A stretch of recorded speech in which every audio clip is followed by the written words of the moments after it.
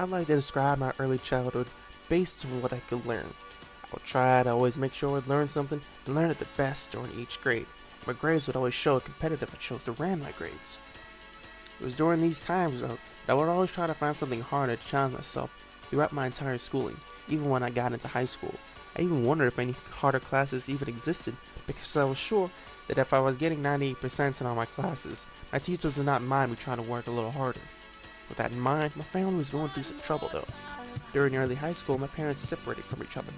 With tension around the house, each other, my mom moved out of the house and only moved back in if my dad would move out. So in the end, my mom only came around every so often to see us for a day or so.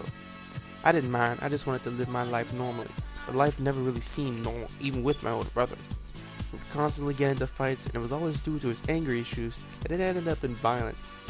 Even if I wasn't trying to start a fight, if I rejected the smallest thing in his conversations, it could quickly turn into violence. So I tried my best to avoid him. My dad and my grandmother both took care of me and my brother, while my brother was out before curfew, a curfew which was implemented only because of the amount of disrespect he showed towards my dad. I thought it was if he didn't want to live in the same house anymore, and it was understandable because of the amount of fights he and my dad had. Soon me and my dad had nothing but negative thoughts in place, so we moved. We decided that it was time to move. Move away from the drama, move away from the trouble we're going through, but mainly just move so we can live a carefree life. Especially since the new school, Propeller Industry High School, didn't offer any scholarships, and it didn't have any honors classes. The move was fun too because they had this big, roomy truck that we used to pack our things when you had road trip snacks like chips and plenty of fast food, and the highway to Charlotte was great to view along the way. The trip took about 8 hours, so we had to sleep in the car, which I didn't mind because we always traveled places back in the day. So shortly after packing, we finally lived in Charlotte.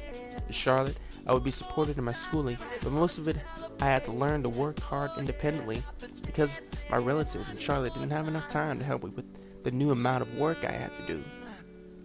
Finally had honors classes, and the workload was even more difficult than I ever thought I could work with. It was then my independence was strengthened because of the amount of things I had to do myself. I would always hear from my teachers that I should already know this if I'm in this class, or strange to them that I didn't know something.